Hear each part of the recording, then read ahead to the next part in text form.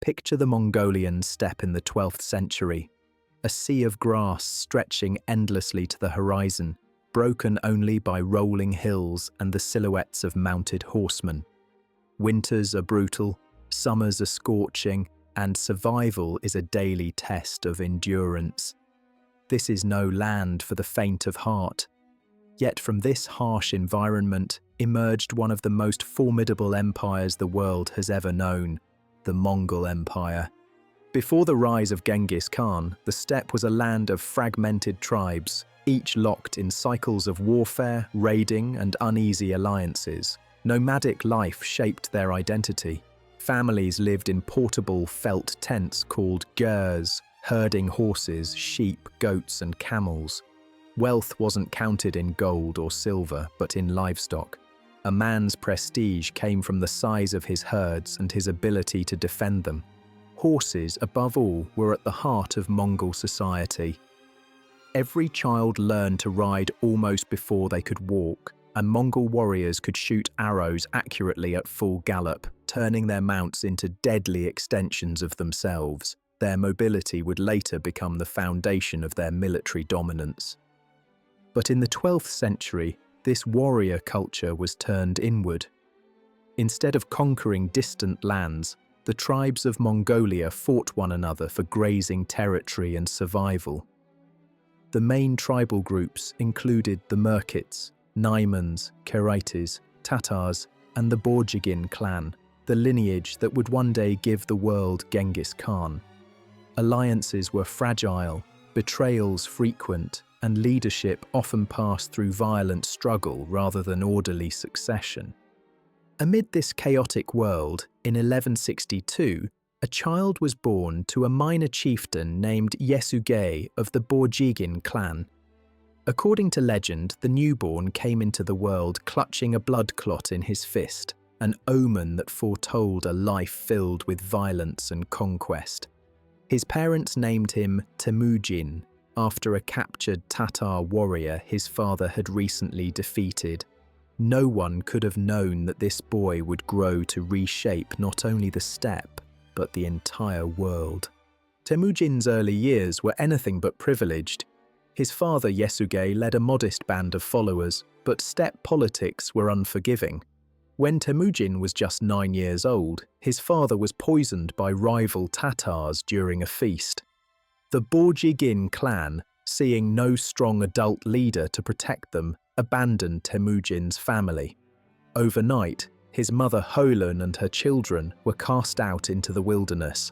Imagine their struggle, a widow and her children alone on the unforgiving steppe, without allies, without protection, surviving on wild roots, fish, and whatever they could scavenge. This was the crucible in which Temujin was forged. Hunger, betrayal, and hardship became the constants of his childhood. Yet even in these desperate years, Temujin revealed traits that set him apart. He displayed natural leadership, persuading other outcasts and wanderers to join his small group. He also showed ruthless determination. At one point, he was captured by a rival clan and shackled with a wooden collar called a kangwe, designed to humiliate and restrain him. But with cleverness and daring, he escaped, an early sign of the resilience that would define his life. Steppe culture valued strength and loyalty, but Temujin believed in something radical, that leadership should be based on merit, not just noble birth. This belief would later distinguish him from his rivals, attracting warriors from across the steppe who saw in him the promise of a different kind of leadership. One of the most important relationships in Temujin's youth was with Jamuka, a boyhood companion who shared his dreams of uniting the Mongol tribes. The two swore an oath of eternal brotherhood, known as Anda. For a time, they fought side by side, but their friendship would eventually fracture, turning into one of the most consequential rivalries in Mongol history. Equally important was Temujin's marriage to Berte, a woman from the Ongirat tribe. This alliance strengthened his position, but it also brought personal trials. Soon after their wedding, Berte was kidnapped by the Merkits, one of the Mongols' traditional enemies. Temujin's quest to rescue her would mark the beginning of his rise as a military leader. But at this point in our story, Temujin was still a struggling young chieftain, fighting not only for survival, but for recognition in a world where betrayal was common and the odds were stacked against him. His vision of a united Mongol people was still a dream. So how did this orphan, abandoned and humiliated, rise to become Genghis Khan, the universal ruler feared and respected across continents? That is the story we follow next. By the 1180s, the Mongolian steppe resembled a chessboard of shifting alliances, blood feuds, and fragile loyalties. Dozens of tribes, Tatars, Naimans, Merkits, khanates, and many others, clashed for grazing land, raided one another's herds, and sought dominance in a world where betrayal was almost expected. Into this chaos stepped Temujin, no longer a boy scraping for survival, but a young leader with a revolutionary vision. Unlike most chiefs, Temujin didn't seek power for the sake of tradition or family prestige. He envisioned something entirely new, a single, united Mongol nation. To achieve this, he had to break centuries of tribal custom.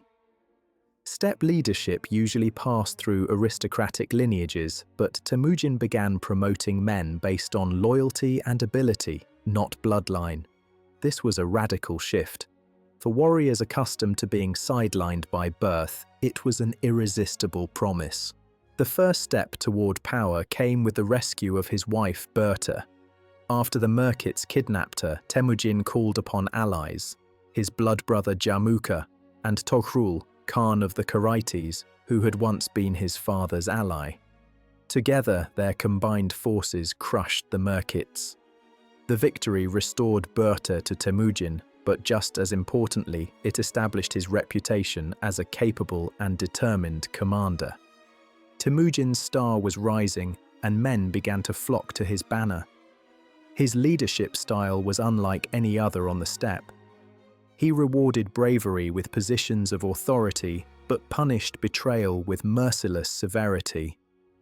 In doing so, he built an army bound by discipline and loyalty rather than fragile family ties. He also began reorganizing his followers into decimal units, groups of 10, 100, and 1,000, laying the groundwork for the military system that would later dominate Eurasia. But for all his brilliance, Temujin's path was not straightforward. His greatest challenge came from someone he once loved like a brother, Jamuka. At first, the two men worked side by side, leading their forces together. Yet beneath the surface, tension brewed. Jamuka, born into a noble lineage, believed leadership was his birthright. Temujin, on the other hand, rejected aristocratic privilege, elevating loyal warriors regardless of their ancestry. Their contrasting visions of Mongol society made conflict inevitable. By 1187, the rift exploded into open rivalry. Jamuka rallied 30,000 men to his side, while Temujin commanded a smaller but more disciplined force of about 20,000. The clash came at the Battle of Dalan Baljut. At first, Temujin's troops held firm, but sheer numbers overwhelmed them. Jamuka's victory was brutal. He captured 70 of Temujin's warriors and executed them in a horrifying spectacle, boiling them alive. The message was clear. Defiance would be met with merciless cruelty. Yet this act of savagery backfired. Many tribes began to see Jamuka as a tyrant, while Temujin's reputation for justice, though strict, appeared far more attractive. Over time, Jamuka's coalition weakened, while Temujin rebuilt his following slowly but surely. An important turning point came with Temujin's deepening alliance with Toghrul, leader of the khanates. Toghrul, who had been like a foster father to Temujin, offered him legitimacy and support in tribal politics.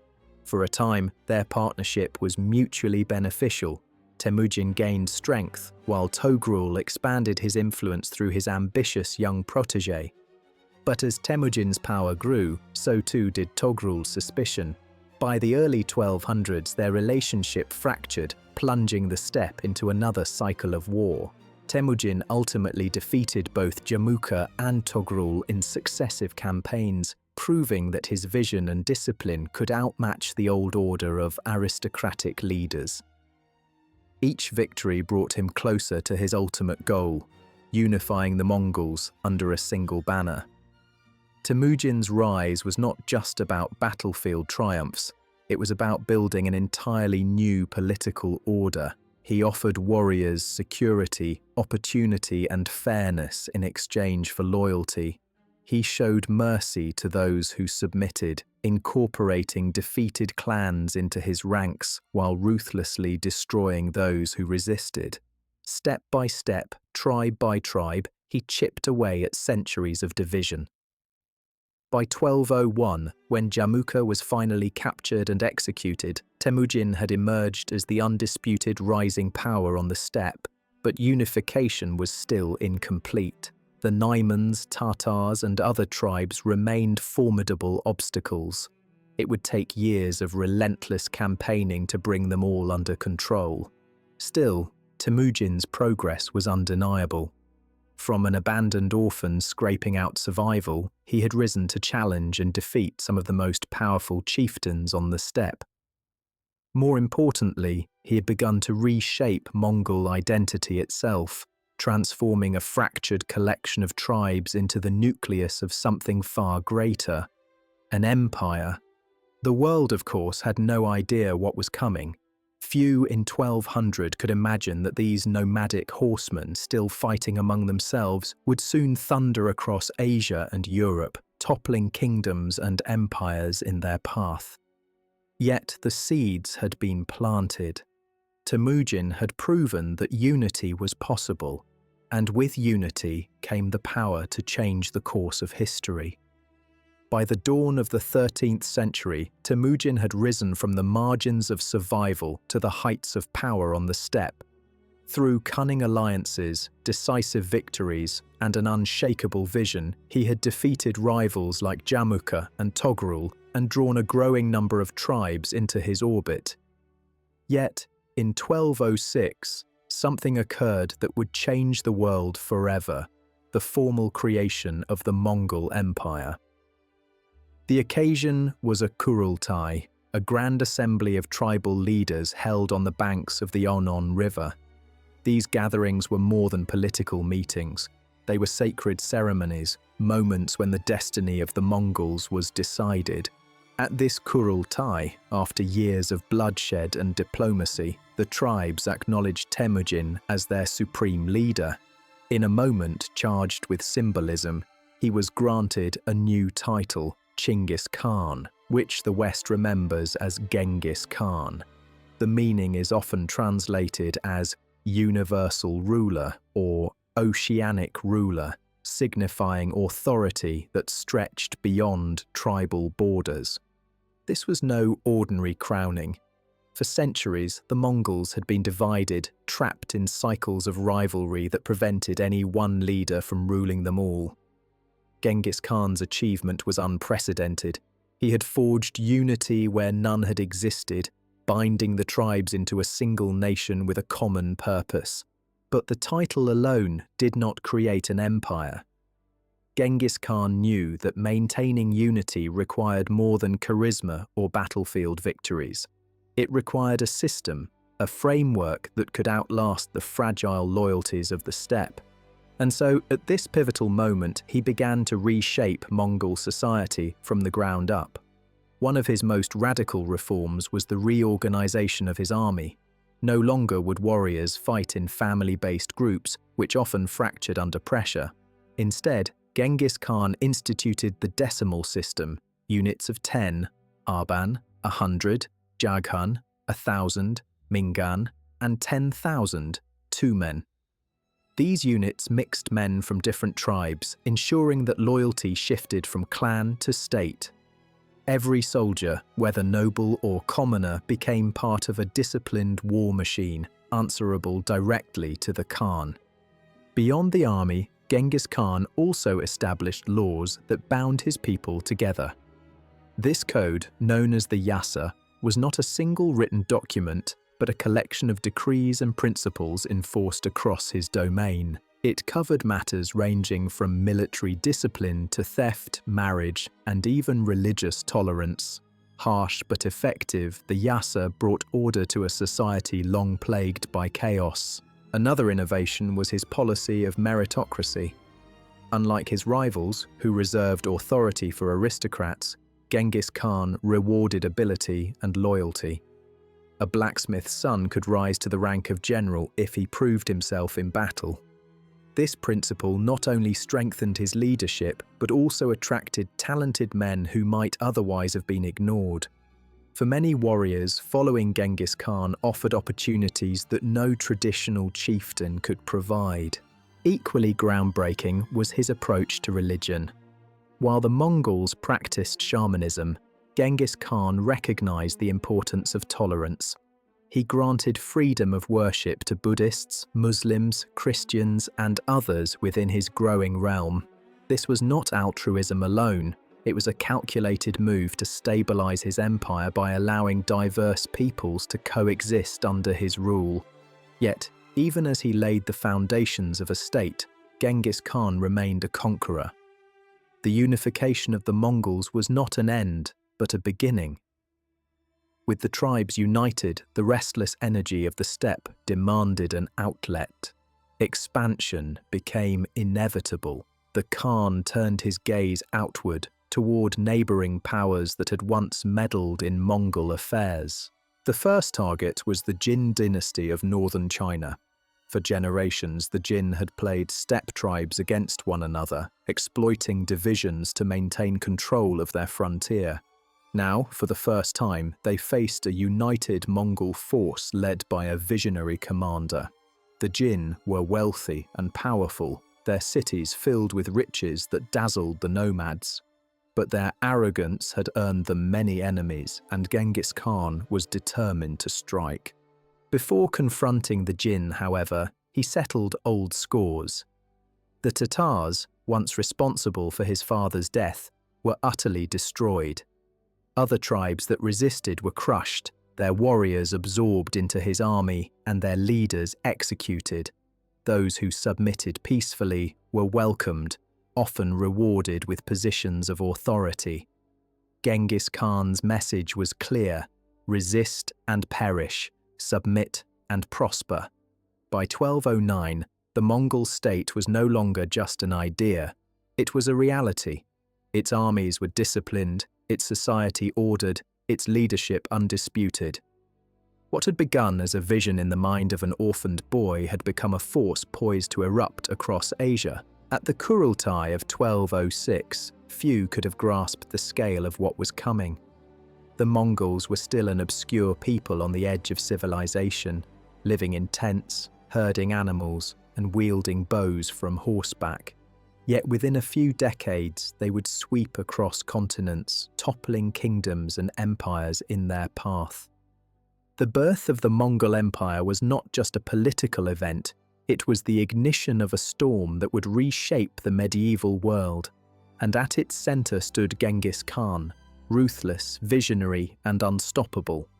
With the tribes united and the title of Genghis Khan secured, the Mongols stood at a crossroads. The endless grasslands of Mongolia could no longer contain the ambitions of a people forged in warfare. To keep his followers loyal and his warriors sharp, Genghis Khan needed new enemies. His gaze turned south to the glittering cities and vast wealth of northern China, ruled by the powerful Jin dynasty. The Jin were no strangers to Mongol raids. For centuries, they had alternated between bribing and bullying the steppe tribes, using gifts of silk and grain to buy peace, while pitting rival clans against one another to maintain control. But those tactics no longer worked. The Mongols were united, disciplined, and led by a man who had no intention of bowing to anyone. In 1211, Genghis Khan launched his first great campaign against the Jin. His forces, numbering perhaps 90,000 horsemen, rode south across the Gobi Desert and through the passes of the Great Wall. For many Mongols, this was their first glimpse of Chinese cities. Towering walls, markets overflowing with goods, and populations larger than anything the steppe had ever known. To nomads raised in felt tents, the stone fortresses of the Jin seemed almost otherworldly. Yet the Mongols had advantages of their own. Their mobility, discipline, and innovative tactics would soon prove devastating. Where traditional armies relied on slow-moving infantry and cumbersome supply lines, the Mongols moved like a storm. Each warrior brought several horses, switching mounts to cover immense distances at astonishing speed. Their compound bows could pierce armor from a distance, allowing them to harass enemies long before close combat. The campaign began with a series of lightning strikes. Mongol riders swept across the northern frontier, defeating Jin armies in the field and capturing towns that had seemed impregnable. One of the keys to their success was the use of psychological warfare. The Mongols spread terror deliberately, massacring those who resisted while sparing cities that surrendered. Word spread quickly: submit and live, resist and die. The policy forced many towns to capitulate without a fight. Still, conquering the Jin was no simple task. Their capital, Zhongdu, modern-day Beijing, was a massive, heavily fortified city. In 1213, Genghis Khan's armies surrounded it. The siege lasted for months, testing the Mongols' ability to capture a great metropolis. Traditionally, steppe armies were ill-suited to prolonged sieges, but Genghis Khan adapted.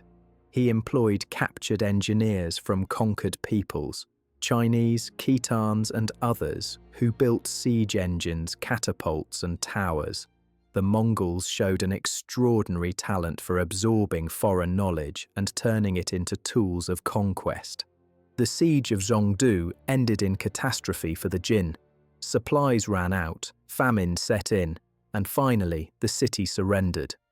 What followed was brutal: mass slaughter, looting, and the destruction of large portions of the city. Contemporary accounts describe streets clogged with corpses and flames consuming entire districts. The fall of Zhongdu was not only a military triumph but also a chilling warning to other powers. The Mongols could take even the mightiest of cities. Despite these victories, the war with the Jin was not concluded in a single campaign. The dynasty retreated south of the Yellow River, clinging to power in their remaining strongholds. For years, Mongol armies returned again and again, wearing down their defenses and expanding their control over northern China. This prolonged conflict shaped the Mongol war machine in critical ways. They became masters of siegecraft, blending steppe mobility with sophisticated engineering. They also refined their administrative practices, learning to govern conquered territories and extract resources to fuel further conquests.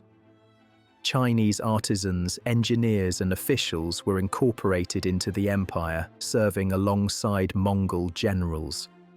Genghis Khan did not merely destroy, he absorbed. Perhaps most importantly, the Jin campaigns gave the Mongols confidence. They had gone up against one of the wealthiest, most established states in Asia, and prevailed. For a people long dismissed as barbarians by their sedentary neighbours, this was a turning point. No longer were they just raiders on the edge of civilization. They were conquerors of kingdoms. By the time the northern Jin territories fell under Mongol control, Genghis Khan's empire had expanded far beyond the steppe. His followers, once impoverished herders, now commanded vast resources: grain from Chinese fields, taxes from captured towns, and prisoners skilled in crafts and warfare. Success bred loyalty, and loyalty fueled even greater ambitions. Yet Genghis Khan was not content with victory over the Jin alone. His armies soon pushed westward into Central Asia, where ancient Silk Road cities and powerful Muslim kingdoms awaited. The conquest of the Jin had proven that the Mongols could take on the mightiest of empires. Now, their eyes turned toward new horizons. By 1218, the Mongols had mastered the steppes of Mongolia and the northern Chinese plains, yet their ambitions were far from sated. To the west lay the Khwarezmian Empire, a wealthy and sprawling state that stretched across modern-day Iran, Turkmenistan, Uzbekistan, and Kazakhstan. Its cities thrived on trade along the Silk Road, and its rulers were accustomed to viewing neighboring peoples as inferiors. Yet in one rash act, they would invite the full wrath of Genghis Khan. It began with a seemingly small incident. A Mongol trade caravan arrived in the city of Otrar, carrying gifts and goods meant to establish goodwill. But the governor of Otrar, greedy and paranoid, seized the merchants and executed them. Genghis Khan, ever a ruler of both diplomacy and calculation, sent 3 ambassadors demanding justice. The response from Shah Ala ad-Din Muhammad of Khwarezm was disastrous. He executed the envoys. This was no minor insult. By violating the rules of diplomacy and attacking representatives of the Mongol state, the Shah had declared war on an empire capable of devastating retribution. Genghis Khan mobilized an army estimated at 200,000 men, including cavalry, engineers, and specialized units trained for rapid maneuvering. The Mongols approached the Khwarezmian cities with the same combination of speed, adaptability, and psychological warfare that had conquered the Jin. But here, their methods would reach new extremes. The campaign was relentless. Cities that surrendered were often spared, while those that resisted faced complete annihilation. Samarkand, Bukhara, and Urgench, the jewels of Central Asia, fell to Mongol forces through coordinated assaults that combined cavalry encirclement, siege engines, and fear as a weapon. Contemporary accounts speak of rivers running red with blood and mass slaughter, designed not out of mindless cruelty, but to enforce obedience. The lesson was simple and brutal. Resist the Mongols, and your city, your population, and even your riverbanks could be destroyed. Meanwhile, Genghis Khan displayed a remarkable strategic vision.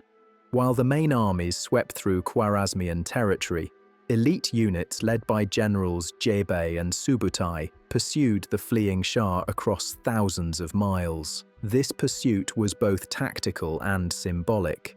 It demonstrated that no enemy could escape Mongol reach, whether on the battlefield or in flight. The Shah eventually died isolated on an island in the Caspian Sea, abandoned by his allies and crushed by Mongol coordination. This campaign also highlighted the Mongols' adaptability. They incorporated engineers and siege technologies from China, adapted local knowledge of rivers and terrain, and executed maneuvers that modern historians still admire. The Mongols were not merely destructive, they were precise, calculating, and capable of sustained operations across vast distances, an unprecedented feat in medieval warfare. The campaign of 1219 to 1221 left Central Asia devastated. Cities were depopulated, infrastructure destroyed, and trade temporarily disrupted. Some regions may have lost up to 75% of their population.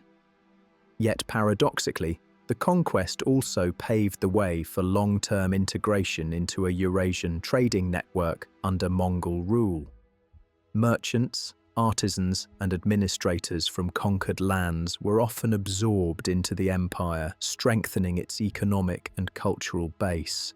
Beyond the military triumph, the Khwarezmian campaign revealed another Mongol strength: intelligence and reconnaissance. Jebei and Subutai did not merely chase armies. They mapped the region, gathered information about local politics, and assessed potential threats in Europe and the Middle East. This early reconnaissance would later enable campaigns far beyond Central Asia, laying the groundwork for Mongol incursions into Russia, Eastern Europe, and the Islamic world. The psychological impact of the Mongol advance cannot be overstated. Rumors of their efficiency, discipline, and ruthlessness spread faster than their armies. Cities hundreds of miles away often surrendered preemptively, avoiding destruction simply because the Mongols' reputation preceded them. Genghis Khan had turned terror into strategy, a tool to expand influence without unnecessary expenditure of manpower. By the end of this campaign, Genghis Khan had transformed the Mongols from a regional power into a true continental force. The conquest of the Khwarezmian Empire demonstrated their ability to combine speed, adaptability, intelligence, and psychological warfare in ways unmatched by any medieval power. The Silk Road, once fragmented and dangerous, now lay under the shadow of Mongol authority, setting the stage for unprecedented cultural, technological, and economic exchange. Yet even as Genghis Khan's fame spread westward, new challenges loomed.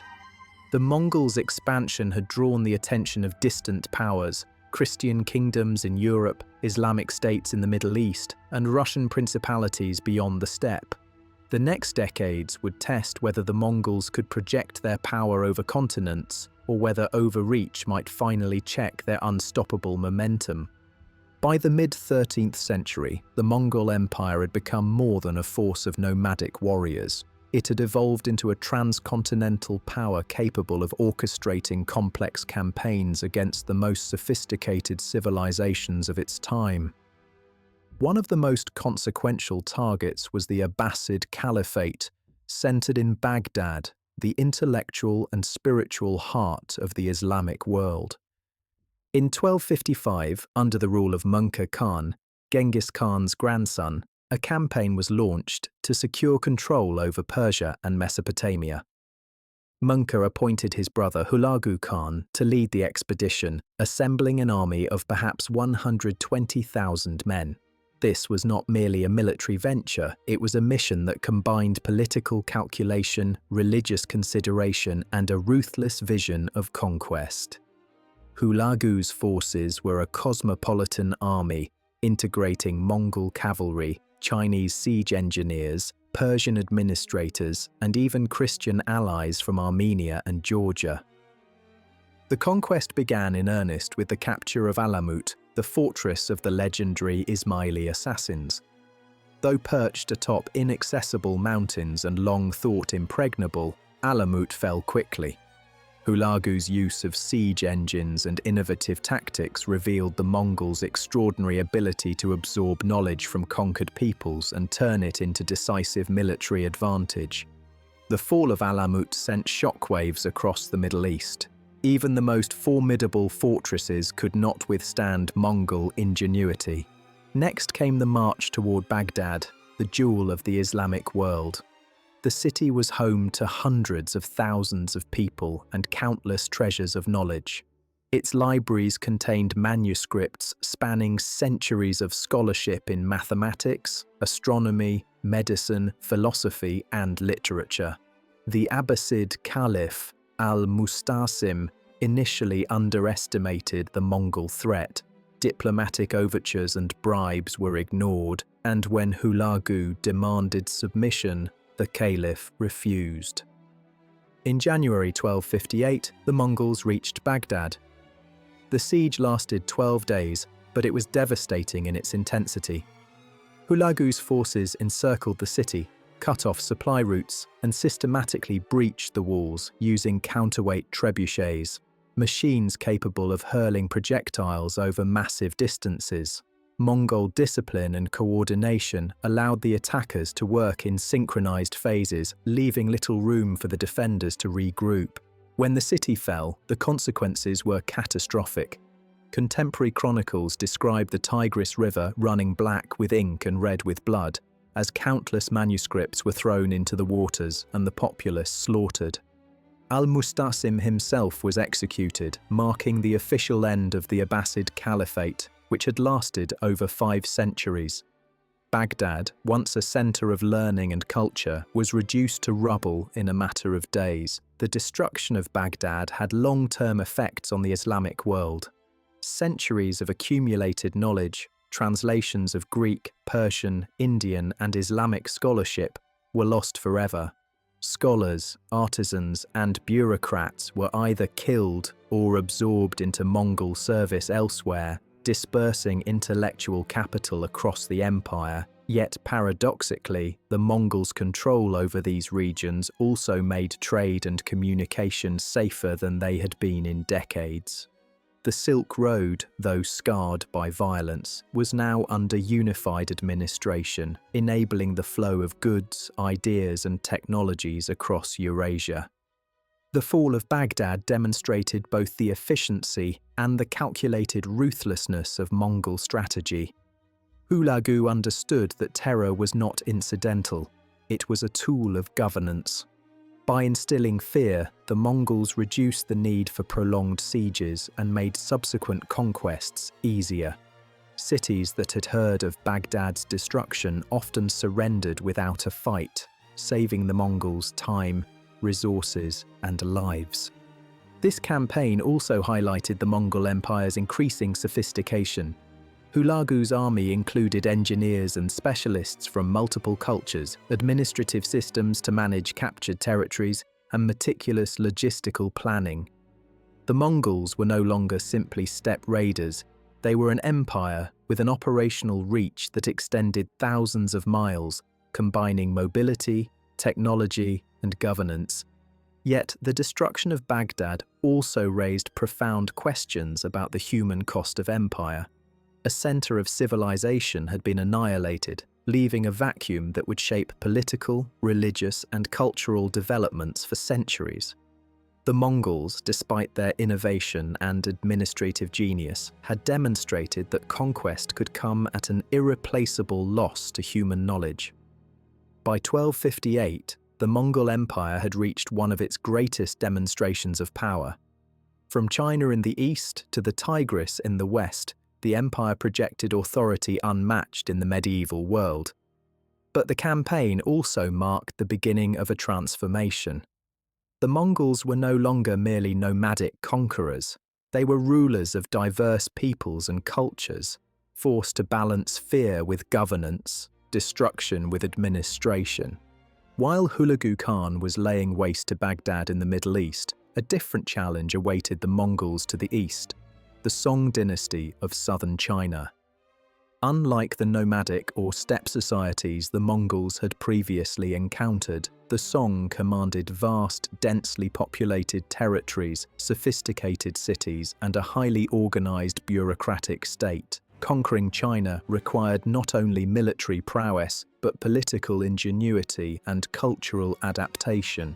By the late 1250s, Mongol Khan, the fourth great Khan, had entrusted this monumental task to his brother, Kublai Khan, who had already demonstrated talent as a military leader and administrator. Kublai was a visionary, born into Mongol aristocracy, but increasingly influenced by the settled civilizations of Asia. He understood that victory in China could not rely solely on cavalry charges or intimidation. It required integration with local expertise and governance. The Song dynasty posed a unique challenge. Its armies were equipped with advanced crossbows, gunpowder weapons, and formidable fortifications. The southern terrain, rivers, marshes, and rice paddies, was ill-suited to traditional Mongol cavalry. Kublai responded with innovation. He recruited Chinese engineers and naval experts, constructing fleets capable of riverine operations and amphibious assaults. Siege technology was adapted, incorporating counterweight trebuchets and other devices learned from previous campaigns. The Mongols were transforming into a force capable of conquering both land and water. The first major obstacle was Xiangyang, a strategically vital fortress city controlling the Han River. Its position blocked the Mongols from advancing deeper into southern China, making its capture essential. The siege lasted from 1268 to 1273, one of the longest in medieval history. Kublai's forces employed a combination of patience, engineering ingenuity, and psychological pressure. Floating pontoons, massive trebuchets, and coordinated infantry assaults gradually wore down the city's defenders. When Xiangyang finally fell, it opened the path for the Mongols to sweep across the Song heartlands. Kublai's conquest was not only military but also administrative. He established provincial governance systems modelled on Chinese bureaucracy, employing local officials alongside Mongol overseers. Taxes, labour, and trade were reorganised to support both the army and the growing empire. Kublai's approach reflected a striking adaptation. The Mongols were learning to rule vast, sedentary populations without destroying the societies that sustained them. By 1276, the Song capital, Lin'an, had fallen. The young emperor and his court fled, pursued relentlessly by Mongol forces. Resistance continued in pockets for a few more years, but in 1279, the last vestiges of Song resistance were extinguished at the Battle of Yamen, where the child emperor drowned when his fleet was trapped. With this victory, China was fully under Mongol control, and Kublai Khan proclaimed the establishment of the Yuan dynasty, marking the first time the entirety of China was ruled by a foreign power. The Yuan dynasty represented a remarkable synthesis of Mongol and Chinese systems. Kublai retained elements of traditional Mongol military organization while embracing Chinese civil administration. The capital, Khanbalik, modern Beijing, became one of the largest and most magnificent cities in the world, a center of governance, commerce, and culture. The Yuan court attracted scholars, artists, and diplomats from across Eurasia, reflecting the Mongols' broader vision of a cosmopolitan empire. Yet Kublai's ambitions extended beyond China. He envisioned naval expeditions to Japan, Southeast Asia, and even India, seeking to expand Mongol influence across the oceans. His attempted invasions of Japan in 1274 and 1281 involved vast fleets and hundreds of thousands of soldiers. Both campaigns ended in disaster, however, decimated by typhoons, what the Japanese called kamikaze, or divine wind. These failures underscored the limits of traditional Mongol tactics in maritime environments, revealing that even the most powerful army of the age could be humbled by nature. Kublai Khan's reign marked a turning point for the Mongol Empire. No longer were they solely conquerors of the steppes and deserts. They were rulers of diverse, complex civilizations. The Yuan dynasty demonstrated that the Mongols could adapt to settled societies, integrate local knowledge, and maintain authority over vast populations. At the same time, these achievements foreshadowed the empire's eventual challenges. Governing a sophisticated civilization required compromise, administration, and resources, factors that would test Mongol unity in the decades to come. By the mid-13th century, the Mongol Empire had stretched from the Pacific Ocean to the Caspian Sea, encompassing a vast array of peoples, landscapes, and political systems. Yet, as Genghis Khan's descendants discovered, the very size of their conquests carried inherent challenges. Governing an empire spanning continents would test the limits of communication, loyalty, and administration. With the death of Mongol Khan in 1259, these pressures came to a head, triggering a succession crisis that would forever reshape Mongol power. Mongol's passing ignited a civil war between his brothers, Kublai Khan and Arik Bokeh, each claiming the title of Great Khan. The conflict, which lasted from 1260 to 1264, reflected a fundamental tension within the empire. Should Mongol rulers prioritize the traditions of the steppe or adapt to the sophisticated civilizations they now controlled? Arik Bokeh championed the nomadic heritage, maintaining Karakorum in Mongolia as the imperial capital and emphasizing steppe customs and warfare. Kublai, in contrast, sought to integrate Mongol authority with Chinese administration and culture, establishing his base in Khanbalik, modern Beijing. Kublai ultimately emerged victorious, securing recognition as Great Khan. Yet the outcome revealed a crucial truth. Control over the empire's vast western territories was largely nominal. Independent khanates, such as the Ilkhanate in Persia, the Golden Horde in Russia, and the Chagatai Khanate in Central Asia, operated with substantial autonomy.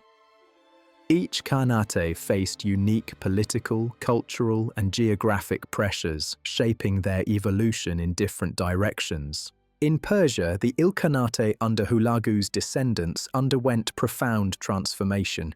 Initially a nomadic military elite, the Mongols gradually adopted Islam, aligning themselves with local traditions and consolidating authority through religion. Cities like Maragay became centers of learning, particularly in astronomy and mathematics, blending Persian intellectual traditions with Mongol patronage. Architecture, literature, and art flourished under Ilkhanid rule, demonstrating that Mongol rulers could act as cultural catalysts, not merely conquerors. The Golden Horde, controlling much of what is now Russia and Ukraine, developed differently. Here, Mongols ruled over a mix of Slavic, Turkic, and steppe peoples. The Horde's dominance relied on tribute collection, military expeditions, and control of trade routes connecting east and west. Its capital, Sarai, became one of medieval Europe's largest urban centers, though its riches were often invisible to the European imagination. The Horde maintained Mongol political structures but adapted to local conditions, blending steppe governance with the realities of sedentary populations. Central Asia's Chagatai Khanate remained the most traditional of the successor states, preserving nomadic customs while controlling critical Silk Road trade routes. This preservation of steppe identity provided a template for later conquerors like Tamerlane, who claimed lineage from Chagatai Khan. The Khanate exemplified the tension between cultural continuity and administrative adaptation, a struggle that defined much of Mongol history in the region. Meanwhile, Kublai Khan faced unprecedented challenges in China. Though he had successfully established the Yuan dynasty, the task of ruling millions of sedentary Chinese subjects while preserving Mongol authority proved daunting. The Yuan administration implemented a social hierarchy privileging Mongols and other non-Chinese groups, but maintaining order required compromise and collaboration with Chinese scholars, bureaucrats, and regional elites. Economic strain, natural disasters, and periodic rebellions gradually exposed the fragility of Mongol rule in the heartland of their empire. The fracturing of the empire accelerated innovation and cultural exchange, even as it highlighted political vulnerability. Each khanate became a laboratory of adaptation. Persian Islam flourished under the Ilkhanids, Eurasian trade thrived under the Golden Horde, and Chinese administrative traditions guided Kublai's governance. Yet, the fragmentation also meant that the Mongols' once unified military and political authority could no longer be projected across continents. By the late 13th century, the Mongol Empire had transformed from a single, cohesive power into a constellation of semi-independent states, linked by heritage and occasional alliances, but increasingly shaped by local conditions. The unity that had allowed Genghis Khan to conquer China, Central Asia, and the Middle East in a single lifetime was gone. In its place arose distinct cultures, political systems, and identities, all bearing Mongol influence, but charting independent paths. The empire's fragmentation illustrates a critical lesson of history. Territorial expansion, no matter how spectacular, inevitably strains governance and culture. Conquerors may wield unmatched power in their lifetimes, but sustaining that authority requires adaptability, institutional innovation, and local legitimacy.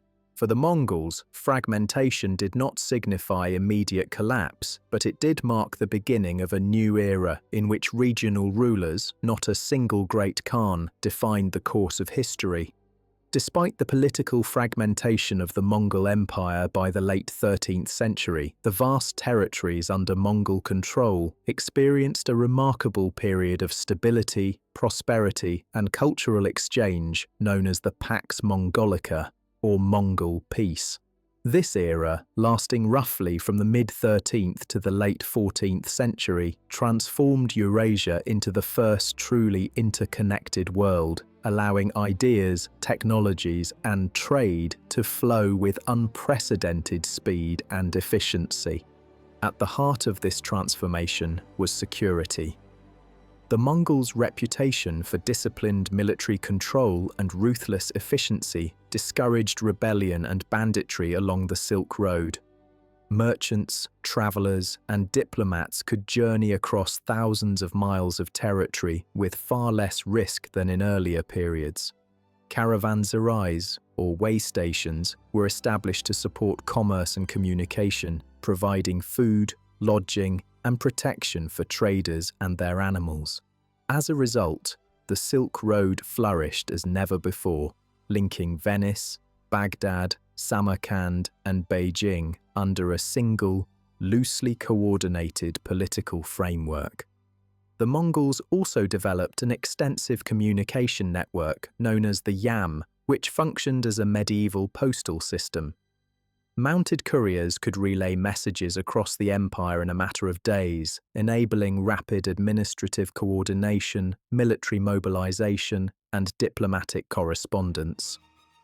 European travelers like Marco Polo marveled at the efficiency of these networks, reporting that orders from the Great Khan could be executed almost immediately across vast distances. The Yam was not merely logistical, it was a technological marvel of governance that presaged modern systems of communication. Cultural exchange reached extraordinary levels. The Mongols, who had practiced religious tolerance since the days of Genghis Khan, allowed Christians, Muslims, Buddhists, Jews, and Confucian scholars to travel, settle, and practice their faiths freely. This openness fostered intellectual cross-pollination. Chinese innovations such as gunpowder, printing, and magnetic compasses moved westward into the Islamic world and Europe, while Persian and Islamic mathematical, medical, and astronomical knowledge traveled eastward. Art, literature, and architecture blended influences from across the empire, producing hybrid styles that reflected Eurasia's interconnectedness. In Yuan China, Kublai Khan's court became a cosmopolitan hub. Scholars, artists, and engineers arrived from as far afield as Persia, the Middle East, and Europe. Chinese painting incorporated Persian miniature techniques, while Mongol and Central Asian influences permeated local literature and architecture. Major cities like Khanbalik, Beijing, grew into thriving metropolises, demonstrating the Mongols' capacity to transform urban life even as they remained outsiders ruling a foreign population. Similarly, the Ilkhanate in Persia flourished culturally. Hulagu's descendants became patrons of art, architecture, and scholarship. The historian Rashid al-Din compiled the Jami al-Tawarikh, one of the earliest attempts to write a comprehensive history of the known world, integrating information about China, the Islamic world, and Europe. The Ilkhanid courts sponsored miniature painting, scientific research, and architectural projects, blending Mongol, Persian, and Islamic traditions in ways that influenced generations to come. The Golden Horde in Russia maintained vital trade routes between Europe and Asia, allowing luxury goods, technologies, and ideas to flow northward. Despite the steppe's harsh climate, urban centers such as Sarai thrived, hosting merchants from diverse regions and facilitating cultural synthesis. Across all khanates, the Mongols created networks that enabled exchange on a scale never before possible in history. Yet Pax Mongolica was not without consequences. The same networks that allowed trade and knowledge to flow also facilitated the spread of diseases, most notably the Black Death, which devastated Eurasia in the 14th century. Even so, The Mongols' achievements in governance, commerce, and cultural integration left a permanent imprint on global development. The period demonstrated that an empire could wield influence not only through conquest but also by connecting people, ideas, and economies across continents. The Mongol Empire, in its peak cultural phase, illustrates a paradox. Though politically fragmented, it created conditions for unprecedented unity and exchange. Its legacy lies not merely in conquest but in the infrastructure, tolerance, and vision that enabled Eurasia to operate as a single, interconnected world for the first time. Ideas, technologies, and practices exchanged during the Mongol era would shape the Renaissance, the development of global trade, and even the modern state system. By the 14th century, the vast Mongol Empire that had stretched from the Pacific to Eastern Europe was in a state of transformation. The once unified authority of the Great Khan had fractured into semi-independent khanates, each evolving under local conditions. Political fragmentation, economic strain, and cultural integration combined to challenge Mongol dominance, leading to the gradual collapse of imperial cohesion. Yet, even in decline, the Mongol legacy endured, leaving permanent marks on Asia, the Middle East, and beyond. In China, the Yuan dynasty faced mounting difficulties. Kublai Khan's successors struggled to maintain authority over a vast, populous, and sophisticated society. Natural disasters, crop failures, and economic mismanagement weakened imperial control. Meanwhile, Mongol rulers were increasingly seen as foreign overlords, privileging Mongols and non-Chinese elites over native Chinese. This resentment fueled rebellions, most notably the Red Turban Rebellion, which began in the 1350s. After decades of unrest, Zhu Yuanzhang, a peasant leader, captured the Yuan capital of Khanbalik in 1368 and founded the Ming dynasty. The last Yuan emperor fled north to Mongolia, marking the end of Mongol rule in China and demonstrating the empire's inability to fully integrate with settled civilizations. In Persia, the Ilkhanate faced a different trajectory. Conversion to Islam had helped Mongol rulers gain legitimacy among their Persian subjects, but it also diluted distinct Mongol identity. Succession disputes, local uprisings, and economic difficulties gradually eroded central authority. By 1335, the Ilkhanate collapsed, leaving Persia fragmented among local dynasties. Nevertheless, the Mongol imprint persisted in Persian culture, administration, and architecture, influencing governance and urban development for centuries. The Golden Horde in Russia maintained its independence longer than the other khanates, controlling trade routes and extracting tribute from Russian principalities. Its dominance began to wane in the 15th century as internal divisions grew and the rising power of Moscow challenged Mongol authority. The standoff at the Ugra River in 1480 symbolically ended Mongol suzerainty over Russia, although Mongol successor states continue to influence the Eurasian steppe for decades.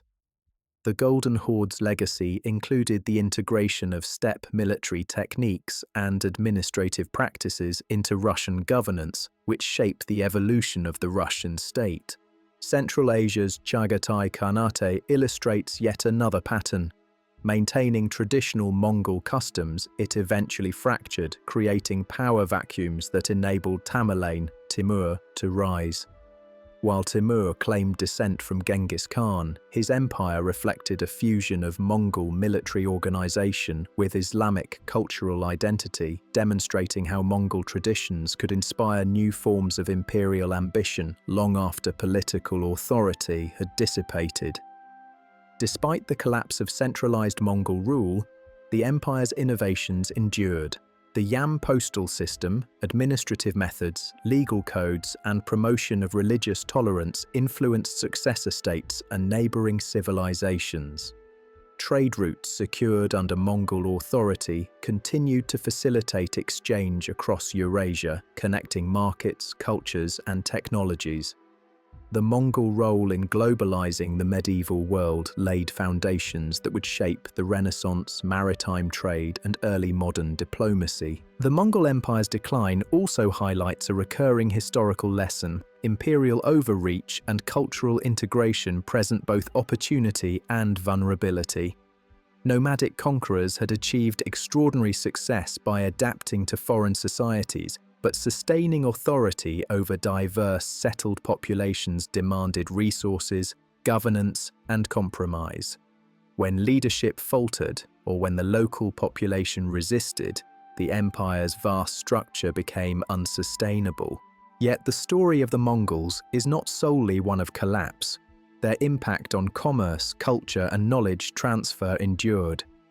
From the steppe to the cities of China, Persia, and Russia, Mongol innovations in trade, diplomacy, and administration reshaped the medieval world. Successor states like the Mughal Empire in India would carry Mongol military traditions and administrative principles into new contexts, blending them with local cultures to create enduring legacies.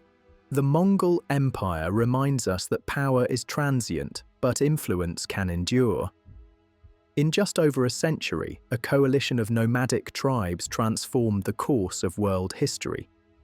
They connected continents, facilitated cross-cultural exchange, and introduced practices, religious tolerance, merit-based promotion, standardized communication, that were centuries ahead of their time. Even after political authority faded, these legacies continued to shape societies across Eurasia. In the end, the Mongols demonstrate both the possibilities and limits of empire. They show that adaptation, innovation, and vision can achieve extraordinary results, but that sustainability requires careful integration with local realities. The empire's rise, flourishing, and eventual decline offer timeless lessons about leadership, culture, and the complex dynamics of power. Thank you for watching my video. Please like, subscribe, and share my channel with your friends and family. You can also click on the bell icon to be notified when I post new videos.